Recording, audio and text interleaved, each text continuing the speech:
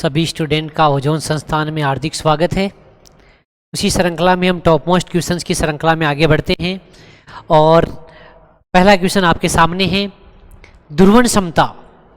ध्रुवण समता का मतलब होता है कोई भी एक केटाइन है, छोटा है, एनाइन उसके पास में है, वो एनाइन की आकृति में कितना परिवर्तन करने की क्षमता रखता है, उसे ध्रुवण क्षमता कहते हैं। आपको पता है फाई ज़्यादा होने के लिए आवेश ज़्यादा से ज़्यादा होना चाहिए, केटाइन का आकार छोटे से छोटा होना चाहिए, एनाइन बड़े से बड़ा होना चाहिए। तो केटाइन पर तो आवेश भी ज़्यादा हो और आकार भी छोटा हो, वहाँ फाई ज़्यादा होगा। ऑप्शन में देखो, ये तो आकार बहुत बड़े वाले हैं, इसका मतलब आकार छोटा और आवेश भी ज़्यादा, ये दोनों ऑप्शन कैंसिल हो गए। आवेश ज़्यादा आकार छोटा, तो कौन सा ऑप्शन सही हो गया? पहला। अगला पढ़े क्वेश्चन, अगला क्वेश्चन पढ़े ध्यान से। बेरिलियम, बोरोन, नाइट्रोजन और ऑक्सीजन के प्रथम आयनन विभव का क्या क्रम होगा? याद करो, एक आवर्त में अक्रिय गैस सबसे आगे आती थी, आवर्त में बाएं से दाएं जाने पर जेड इफेक्टिव बढ़ता था, आईपी बढ़ता था। सेकेंड ए थर्ड ए से आगे, फिफ्थ ए सिक्स ए से आगे। देखो देखिए, आगे आगे कौन? नाइट्रोजन, फिर ऑक्सीजन, फिर बेरिलियम, फिर कौन आएगा? बोरोन। ऐसा ऑप्शन देखो कौन सा है, ऐसा ऑप्शन कौन सा है? पहला। अगला क्वेश्चन पढ़िए, किस तत्व की इलेक्ट्रॉन बंधुता सर्वाधिक होने का मतलब है ये सर्वाधिक होती है?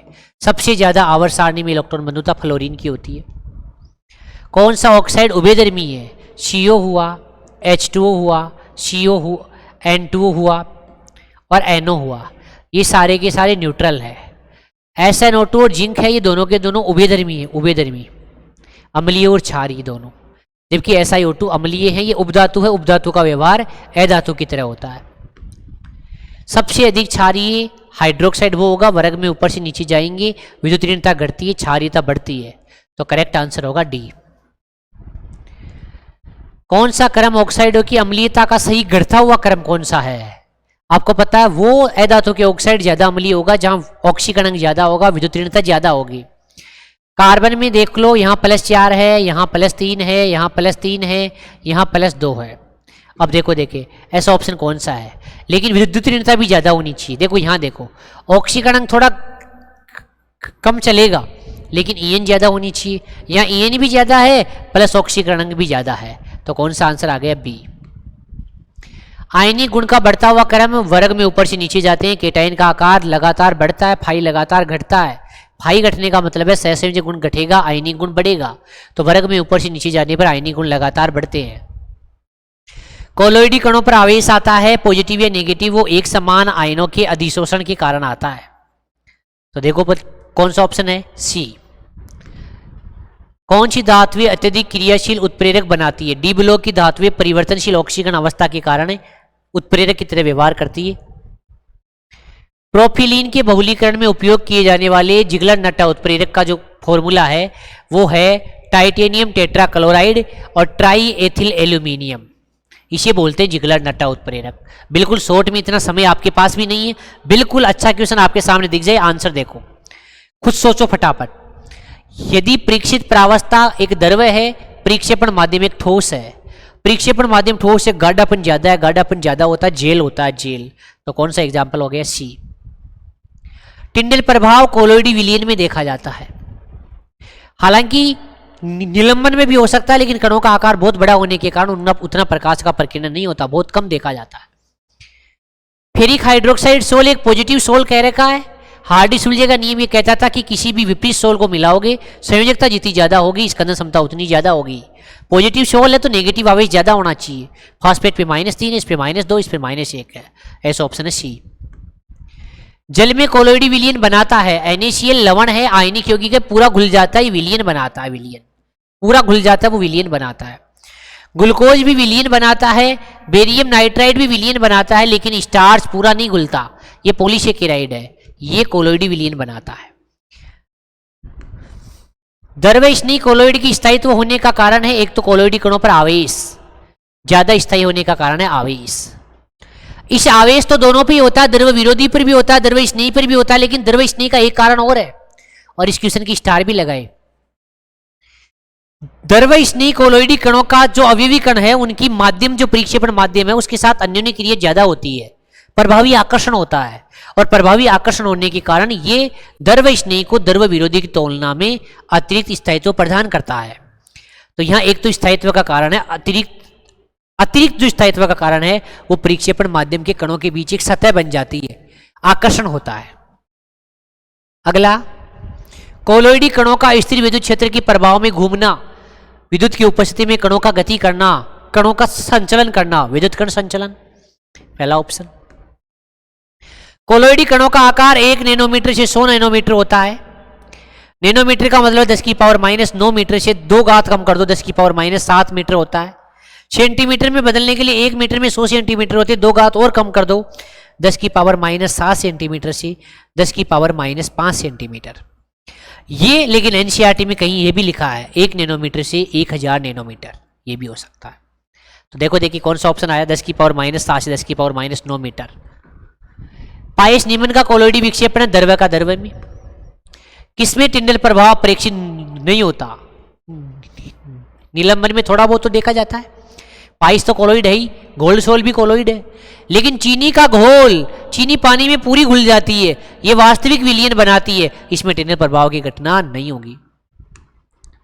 कौन सा द्रव्य स्नेही कोलोइड है? जितने भी कार्बनिक प्रकृति के सोल है वो सारे के सारे द्रव्य स्नेही है। तो जैसे गोंद है, स्टार्च है, सेल्यूलोज है, प्रोटीन है, जिलेटिन है, ये सारे के सारे कार्बनिक सोल है वो द्रव्य स्नेही कोलोइड है। अपवहन एक विधि है जिसमें पृथक किया जाता है क्रिस्टलाभ से कोलोइडी कण। आपको पता है कोलोइड से क्रिस्टलाभ दोनों कणों को आपस में क्या किया जाता है? पृथक किया जाता है।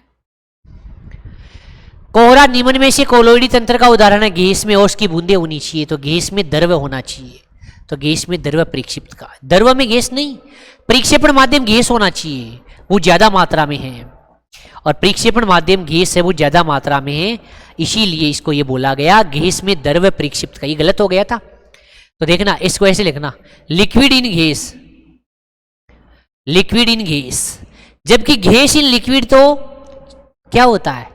फॉर्म होता है, झाग होता है।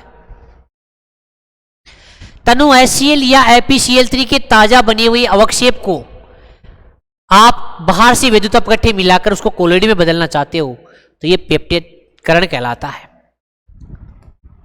किसी द्रव्य स्नेही सोल की अधिकतम श्रवण संख्या है जिसकी रक्षण क्षमता सबसे कम है। आपको पता है जिलेटिन है, जिलेटिन की रक्षण क्षमता सबसे ज्यादा है, तो इसकी श्रवण संख्या क्या होगी? सबसे कम।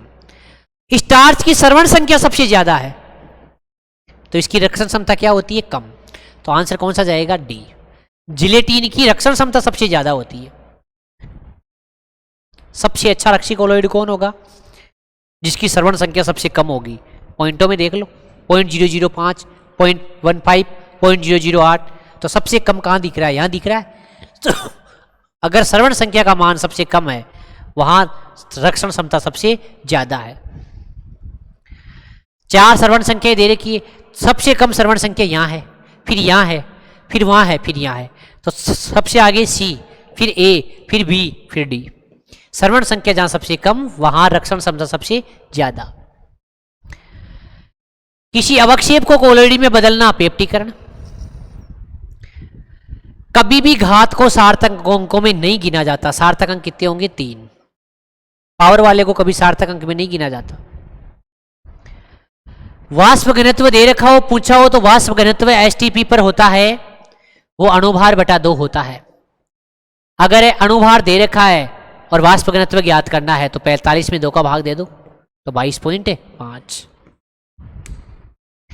हाइड्रोजन स्पेक्ट्रम में लाइमन श्रेणी की रेखाएं पराबैंगनी क्षेत्र में प्राप्त होती है, बामर की दर्श्य प्रकाश में और बाकी अवरक्त में, तो इसका आंसर जाएगा अल्ट्रावायलेट, पराबैंगनी क्षेत्र में।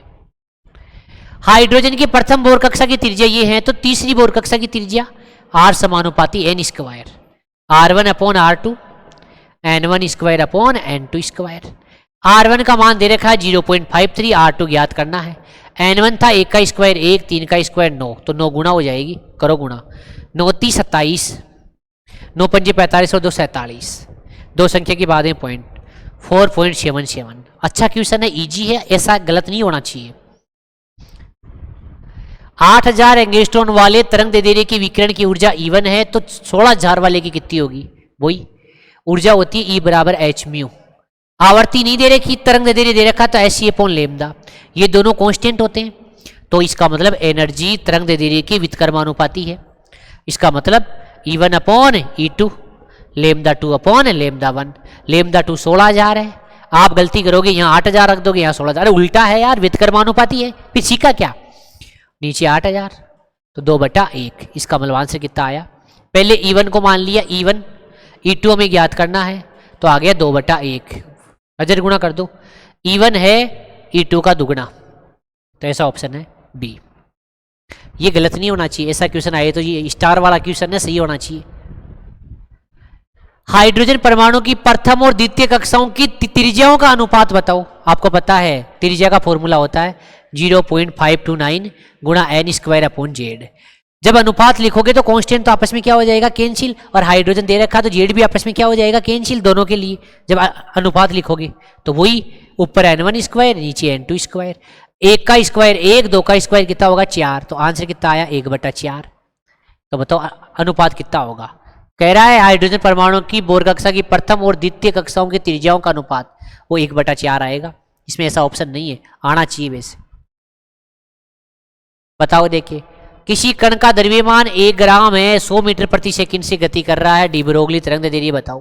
देखो लेमदा बराबर h अपॉन mv, ऐसे सीख लो। h का मान 6.62 गुणा 10⁻⁻34। अब m ग्राम में, इसको केजी में बदलना पड़ेगा, 10⁻³ kg लिखना पड़ेगा। क्यों?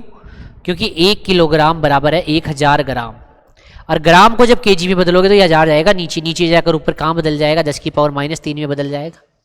ये सीखने योग्य बात ही यही है, केजी में लेना पड़ेगा।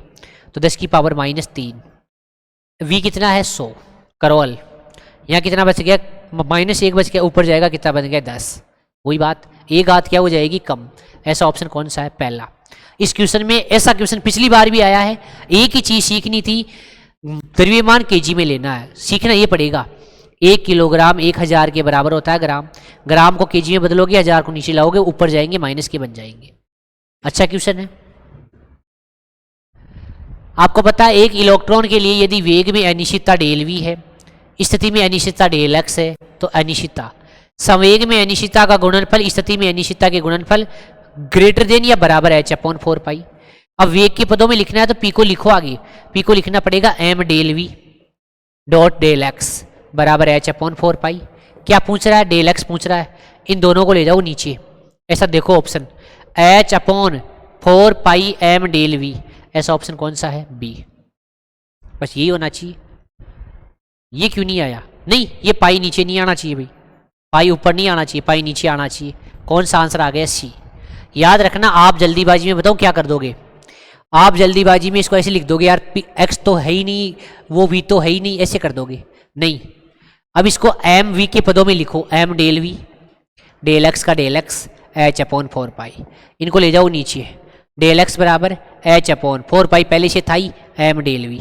ये लो, ये आंसर आ गया। ऐसा लिखना आना चाहिए। नाइट्रोजन परमाणु में 3 अयुग्मित इलेक्ट्रॉनों की उपस्थिति का सही स्पष्टीकरण किसने दिया था? पहले एक एक भरो, जोड़ा मत बनाओ, अयुग्मित इलेक्ट्रॉन वाले समान चक्रण वाले ज्यादा से ज्यादा रखो, ऐसी बात दी थी हुंड ने। बंध लंबाई न्यूनतम है, पहले बॉन्ड ऑर्डर देखो, इलेक्ट्रॉन देखो कुल 16, 15, 17, 18, ये है कुल इलेक्ट्रॉन। अब देखो बॉन्ड ऑर्डर 2, कितना बताओ? 1.5, 2 होता है, 15 में कितना होगा? 2.5, 17 में 1.5, 18 में 1। अब बंध लंबाई पूछिए, बंध लंबाई न्यूनतम कहां होगी? जहां बॉन्ड ऑर्डर सबसे ज्यादा होगा। बंध लंबाई और बंध क्रम एक दूसरे के व्युत्क्रमानुपाती होते हैं, ये गलती करोगे आप फिर भी। तो बताओ बंध लंबाई न्यूनतम कहां होगी? जहां बॉन्ड ऑर्डर सबसे ज्यादा होगा, बी। बंध कोटि, इनको लिख लो ऐसे, O2+, O2- और O2। इलेक्ट्रॉन कितने? 15, इलेक्ट्रॉन कितने? 17, इलेक्ट्रॉन कितने? 16।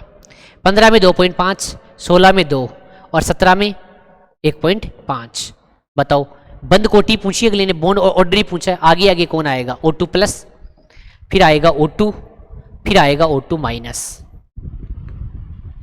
अनुचुंबकीय नहीं है, नहीं है पूछा है। अच्छा क्वेश्चन है, फेवरेट क्वेश्चन है भाई। नहीं है पूछा, नहीं है, अच्छा क्वेश्चन है। 16 और 2 18, 14 और 1 15, 16 और 1 17, 8 और 7 15। 17 में बाउंड ऑर्डर 1.5, यहाँ 2.5, यहाँ 2.5, यहाँ बाउंड ऑर्डर 1। यहाँ बाउंड ऑर्डर पॉइंटों में नहीं आया, इसका मतलब यहाँ कोई अकेला नहीं है। पॉइंटों में वहीं आता है बाउंड ऑर्डर जहाँ अयुग्मित इलेक्ट्रॉन हो। इसका मतलब ये अनुचुंबकीय नहीं है, इसमें पॉइंटों में बाउंड ऑर्डर आया ही नहीं। अपवाद तो O2 और B2 है, इनका बाउंड ऑर्डर पॉइंटों में नहीं आता, फिर भी ये अनुचुंबकीय है क्योंकि इनमें अयुग्मित इलेक्ट्रॉन पाए जाते हैं। लेकिन जहां अनुचुंबकीय होने के लिए पॉइंटों में बाउंड ऑर्डर आना ही चाहिए। बस ये अच्छा क्वेश्चन है भाई। चलो भाई, ये इंपॉर्टेंट क्वेश्चन आपको जो भी इंपॉर्टेंट रह गए थे, कुछ प्रकार के क्वेश्चन जो अपने को दिख रहे हैं कि यार ये बच्चा गलत कर सकता है, तो ये मैंने बताया। इसमें आप बिल्कुल झिझक मत खाइए, बिल्कुल पढ़ते रहिए। 1-2 पॉइंट अगर आपको और भी लगेगा कि यार ये बच्चों को बताने चाहिए, तो वो भी आपको बता दिए जाएंगे। आप बिल्कुल बेझिझक तैयारी करते रहिए। चलो भाई, धन्यवाद।